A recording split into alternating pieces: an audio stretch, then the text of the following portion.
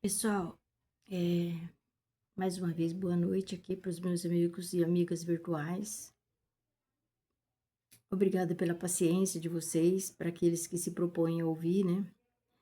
Eh, eu queria fazer um comentário aqui com vocês.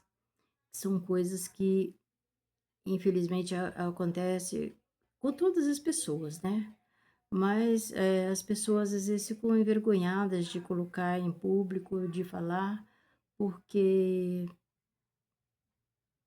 é como se você tivesse ser invasiva em relação a outras pessoas. E na verdade não tem nada a ver, porque nós aprendemos, nos relacionando, não é mesmo?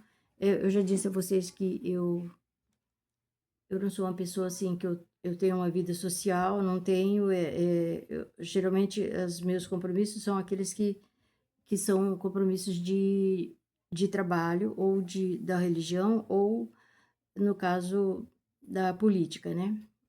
Então, mesmo da política faz bem pouco tempo que eu estou me envolvendo. E na verdade eu comecei a me envolver por medo do Bolsonaro, medo da gente, cair numa ditadura, porque aquele 8 de janeiro, eu acho que aquilo lá, era motivo para todos os brasileiros ficarem temerosos e pensarem. Porque agora há pouco, por exemplo, eu vi o depoimento do Caetano no meu Insta, e enquanto ele falava, que ele ficou preso numa cela e o Gilberto Gil numa outra cela, e ele não conseguia comer, provavelmente por causa do nervosismo, né? Imagina você presa, imaginando a qualquer momento que um torturador vai entrar na sua cela e vai fazer sabe lá o que com você, né? E E são muitos os depoimentos, né, porque tem muitas pessoas vivas ainda. E aí então, eu estava viva, quer dizer, eu já estava encarnada nessa época, né, eh, novinha, criança, né, a gente ouvia as coisas pelo rádio, mas ouvia, né, e como eu fui muito, digamos assim, segundo o meu o meu psiquiatra, eu tenho altas habilidades para alguma coisa, né. Mas não vou entrar nesse detalhe agora não, mas eu era uma criança diferente, eu era muito atenta e eu sempre prestei muita atenção nas coisas, e essas questões de humanidade sempre me chamaram muita atenção em qualquer época da minha vida, apesar de eu não ter essa consciência, ah, porque, eu não tinha nada que me orientasse do meu lado, a gente morava em fazenda, eh, situação precária de estudo. Eu comecei meu primeiro ano foi com 9 anos de idade, porque minha mãe teve que brigar, apanhar do meu pai para trazer a gente para a cidade para estudar. Nós éramos em 6 filhas. Então, foi uma situação, assim, de muita penúria, muita necessidade, muita privação. E, inclusive, a gente não tinha dinheiro nem para comprar caderno. Na época, o município ainda não doava caderno na escola pública. Então era uma situação muito difícil, mas a gente ouvia o rádio, né. Então pelo rádio eu sabia que a gente estava, vivendo alguma coisa que deixava a gente atemorizado. E depois, conforme eu fui crescendo, estudando a história, então aí a gente começa a ver essas coisas, apesar de que a história tenta encobrir as verdades dessas ocorrências, né, eles preferem dar um nome, tipo, bonito, né, eh ação militar, medida militar, alguma coisa assim, para não falar que é golpe, mas era golpe sim, porque inclusive os professores que dão aula hoje para concurso, eles, tem um deles, eu esqueci o nome agora, mas a aula dele é fantástica. Ele fala sobre essa questão do AI-1, AI-2, AI-3 e AI-4, e aí o AI-5 que foi o pior, né. O AI-5 foi o pior. Eram atos institucionais que alterava ou permitia fazer as coisas fora daquilo que estava, na nossa Constituição Federal, ou seja, uma quebra de regras, uma transgressão da lei, 100%, né? Tipo, matar, torturar, enfim, tudo, estrupar, tudo era permitido, tudo era permitido, tudo era permitido. E, e então, eu vim falar isso aqui para vocês porque uma pessoa veio me chamar a atenção, porque como esse canal ele se chama Política e Religião, eu comecei, os meus primeiros vídeos eu falei que a direita sempre foi o poder e que o poder, ele nunca abre mão do poder, ele vai sempre brigar por continuar no poder. E o poder, ele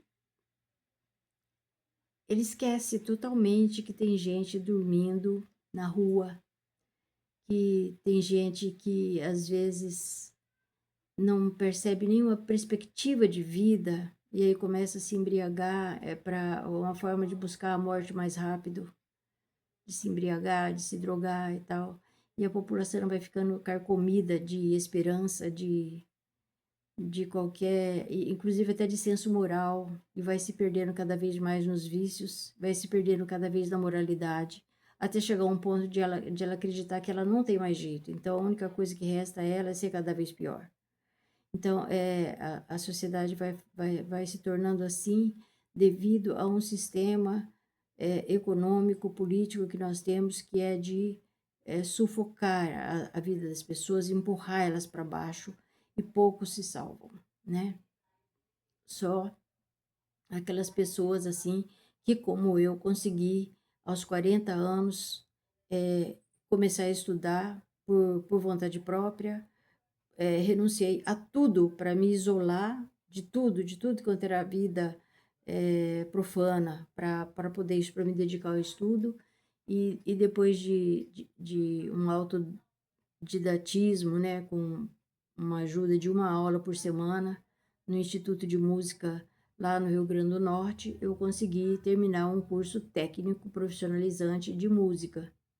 E quando eu retornei a Campo Grande em 2007, eu eu investi mais ainda nesses estudos e em 2011 eu entrei por meio do Enem, né? E aí é por isso que eu estava contando a história ontem, né?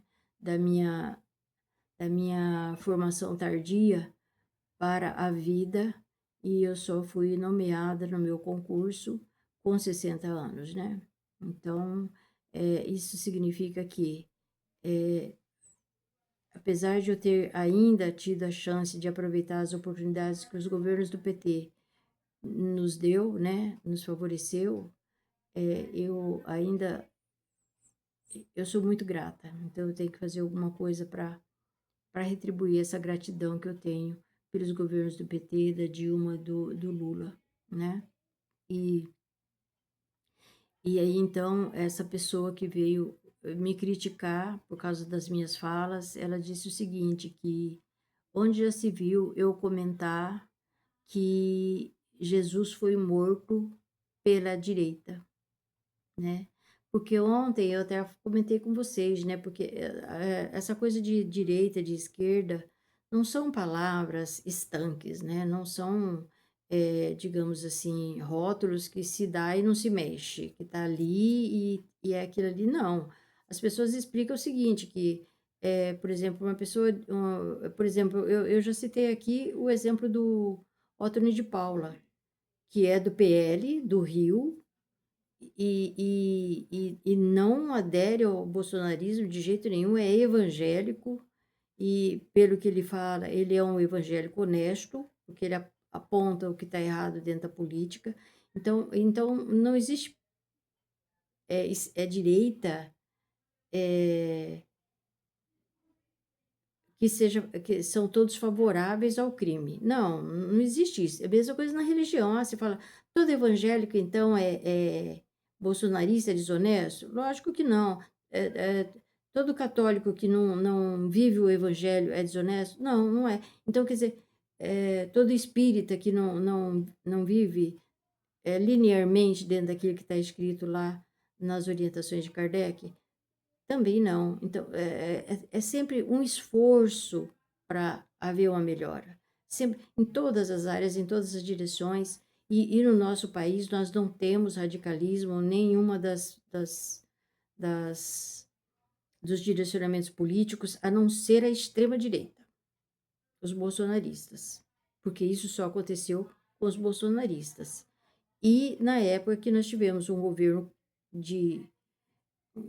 de ditadura, né, e os governos autoritários, que nós tivemos, sim, governos autoritários antes do bolsonarismo, nós tivemos, mas o bolsonarismo foi o pior de todos, né, porque ele assustou tanto, né, que até me fez vir trabalhar, me colocar a cara a tapa para a gente não correr, numa tentativa de ajudar o PT para que ele não, para que a gente não perca essa democracia que a gente tem, esse Estado soberano que a gente tem, essa liberdade que a gente tem de estar aqui falando e principalmente o respeito que os nossos juristas têm da nossa Constituição, né, que foi tão trabalhosamente feita para que a gente tivesse esse parâmetro, de direcionamento para que a nossa vida não fosse tão bagunçada, né, que as nossas leis fossem um meio educativo da sociedade e não, de favorecer bandido, né, para bandido sair da cadeia. Então, o que que nós estamos falando? Que a pessoa que me criticou, ela me criticou porque eu disse que quem tinha matado Jesus era de direita. Então, essa direita que eu quis dizer não é a direita que, que também é cristã, que também obedece aos ensinamentos morais de Jesus. Não é essa direita que eu estava falando, não. São aqueles extremistas, aqueles que têm medo de qualquer pessoa que traz alguma fala diferente, uma fala que mexe com a vida das pessoas, que chama a atenção das pessoas, que acorda as pessoas para o que é real, como Jesus fez. Jesus ele foi tão poderoso, ele foi tão revolucionário que a história foi dividida a partir do nascimento dele, antes de Cristo, depois de Cristo. Então, só isso daí já é um marco que não dá para a gente subestimar, não dá para a gente falar assim, ah, isso não aconteceu. Aconteceu, é história. Nós estudamos a história antes de Cristo, depois de Cristo. Então, quer dizer, quando eu falei a direita matou Jesus, foi porque, na verdade, foi o poder de César que matou Jesus. O poder de César. Ou seja, até o Sinédrio, que era os apóstolos, os sacerdotes daquela época, foram os que mataram Jesus. E por que eles mataram Jesus? Porque eles acreditavam que Jesus era muito poderoso e que a fala de Jesus colocava todas as pessoas contra eles, certo? É que nem a nossa política hoje. Como uma pessoa começa a falar e começa a despertar muito a população para o que é certo, para o que é honesto, para o que é correto, normalmente a pessoa sofre um atentado, né? A gente sabe isso, é histórico no meio da política, né? Não é mesmo? Então, então tanto que tem políticos aí que, né, se utiliza desse recurso de sofrer um atentado para, né, que nem o Trump, Bolsonaro, sofre um atentado que é para chamar atenção, ficar de coitadinho na história e ganhar uma eleição, né? Um barbarismo, né? Mas infelizmente acontece. E então nós falamos que historicamente foi o poder que matou Jesus, sim, né? Não que Jesus não tivesse consciência de que ele tinha que passar por todas aquelas coisas ali, porque ele tinha que ser exemplo, porque ele veio para fazer aquele cumprimento, ele veio para deixar aquele testemunho, né? O testemunho da verdade. Por isso que eu não concordo quando as pessoas falam assim, não existe verdade, a verdade é aquilo que e vem com esses argumentos, essas narrativas que não tem nada a ver. Existe verdade sim, tanto que Jesus dizia o tempo todo, meu Pai que estás no céu. Foi Ele que disse que eu tinha que fazer isso. É meu Pai, é meu Pai.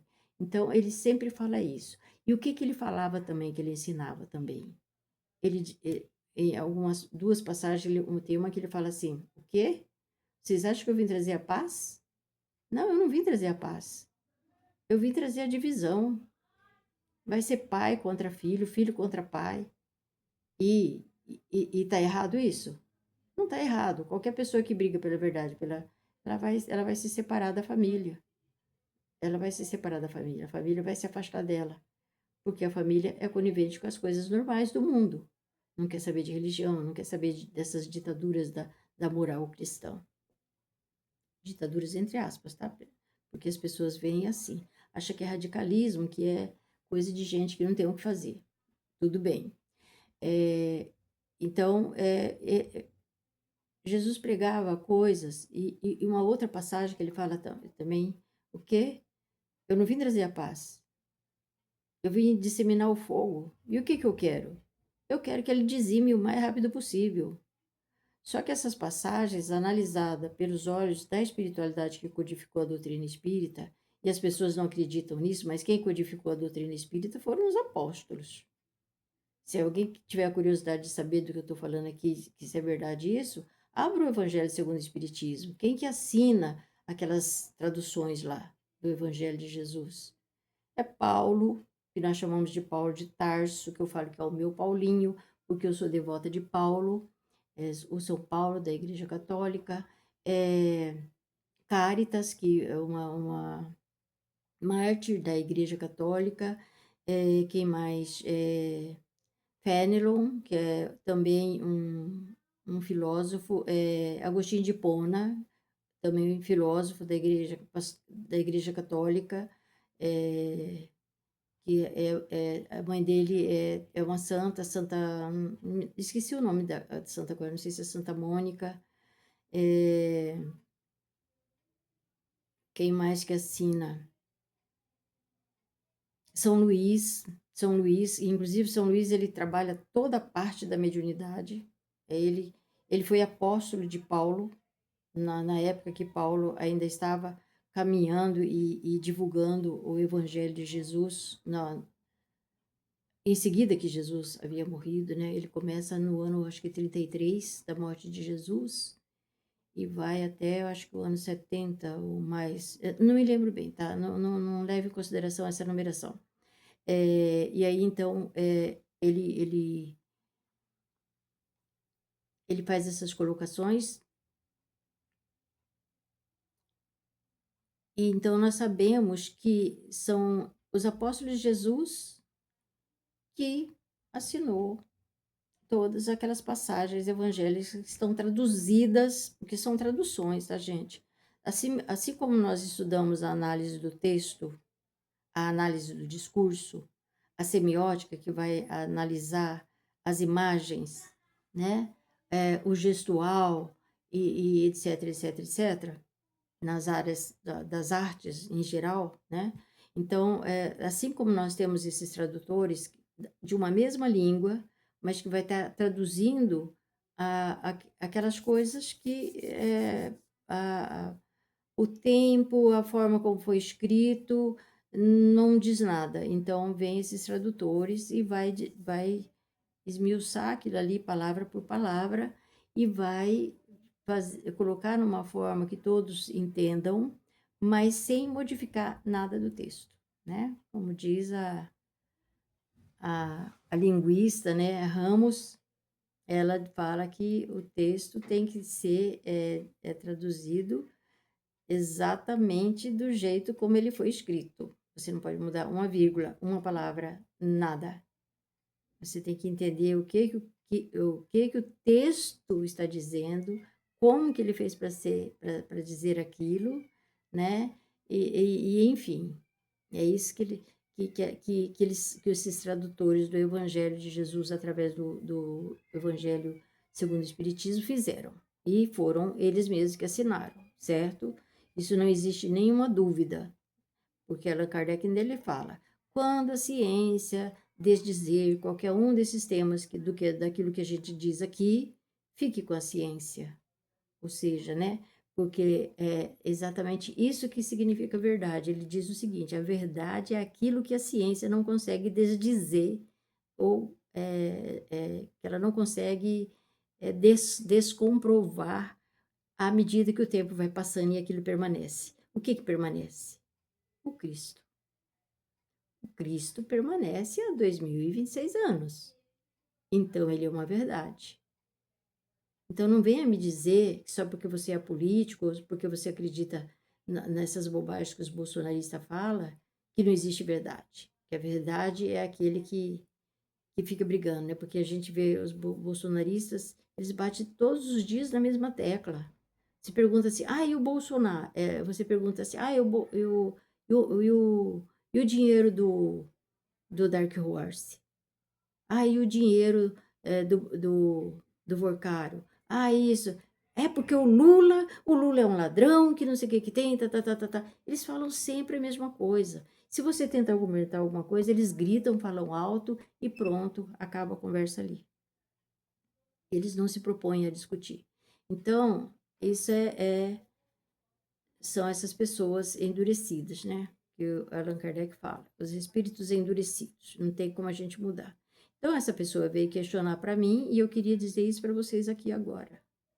Quando eu disse que Jesus foi morto pela direita, eu não estava querendo dizer que Jesus foi morto pela mesma direita que nós temos hoje, que também trabalha no bem. Eu vou voltar a citar o Otoni de Paula, do Rio, ele é evangélico, e outros evangélicos também. Eu esqueço o nome daquele lá do Senado, da Câmara dos Deputados Federais. Eu admiro muito ele. Ele, inclusive, é uma das forças do Lula no movimento de campanha. Então, essas pessoas, por exemplo, são evangélicas e elas, no entanto, elas cumprem o seu papel de evangélico, não importa se está lá dentro do poder, né? Com todas as artimanhas para que todo mundo seja igual lá dentro. Não se corrompem, porque a verdade é isso. Se você conhece, sabe o que é a verdade, sabe que é uma lei que está baseada num processo, que é a lei que rege a matéria. É a lei que rege o tempo que nós vamos estar aqui, é a lei que rege como que nós vamos estar aqui, é a lei que rege quanto de energia você tem para estar aqui, que determina quando que você volta. Porque o nosso mundo não é esse aqui, o nosso mundo é um mundo espiritual, tanto que todo mundo volta para lá, vem de lá e volta para lá. Então, não existe essa coisa e outra coisa, Allan Kardec ele explica que essa coisa de bem e mal, esse mundo dialógico que a gente vive aí, bem e mal, ele está inserido na nossa consciência. Então, não vem a pessoa dizer assim, que eu não sabia, eu não sabia. Na sua consciência sabe. Então, quando a gente erra, a gente normalmente erra porque a gente foi motivado pela convivência, pelo seu entorno, pelas influências que você tem do seu lado, porque às vezes você acaba sendo seduzido porque você fala assim, mas se todo mundo faz assim, então eu vou fazer assim também, porque deve ser assim que é certo.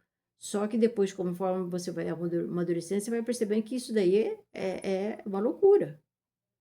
Pior coisa que existe é você ir pela cabeça dos outros. A gente tem que crescer e falar, não, eu me desapego, pelo amor de Deus, né? Então, é isso que a gente quis dizer aquele dia, que Jesus foi morto pelo poder dos Césares daquela época, dos Césares, dos sacerdotes. Por quê? Porque eles temiam o poder de Jesus, porque Jesus era muito poderoso. Então, é por isso que eu disse isso daqui. E tá errado, pessoal?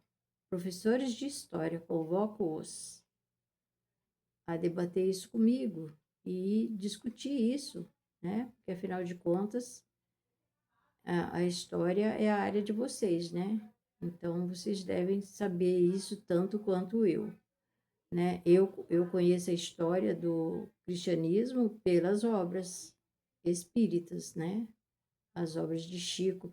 Olha, quem quiser conhecer a história do cristianismo por meio da escrita espiritual, o senador Pablo Lentulus, que era o senador romano na época de Jesus, foi contemporâneo de Jesus, ele escreve 5 obras que nós consideramos como a história do cristianismo, que é Ave Cristo, Renúncia, Paulo e Estevão, que é a história de São Paulo, eh, 50 50 anos depois e 2000 anos depois. Essas 5 obras conta toda a história do cristianismo daquele período após Jesus, pouquinho após Jesus. Então essas obras aí conta todas essas histórias que a gente acaba ficando convicta de que é a história real, certo? Sem as fantasias da história que a gente ouve aí dos livros. Então era isso que eu queria dizer para vocês, que as críticas que eu recebi, elas são infundadas, elas têm razão de ser sim, as pessoas precisam, né, porque as pessoas levam um susto, falam assim: "Como assim?", né. Então, como se a gente estivesse globalizando a direita. Não, eu não estou globalizando a direita mesmo, porque todo mundo direciona muito bem as coisas. Bolsonarismo é extrema direita. Bolsonarismo é aqueles que querem a ditadura. Bolsonarismo é aqueles que querem privatizar o nosso país, que quer vender o nosso país de porteira fechada para o Trump. Então, isso é extrema-direita. É o neofascismo. É o neofascismo. E vocês se lembram muito bem, nas apurações do julgamento do Bolsonaro, tinha até nazista lá no meio. Então, quer dizer, né? Precisamos falar mais alguma coisa? Não, né? Acho que está bem explicado aquilo que a gente falou num dos primeiros vídeos que nós gravamos, que nós estamos justificando agora, porque uma das pessoas que virou o áudio, o vídeo, me criticou, dizendo que é um absurdo o que eu falei, que onde já se viu que não foi a direita que matou Jesus. É lógico que é um contexto, mas era ou não era o poder daquele momento?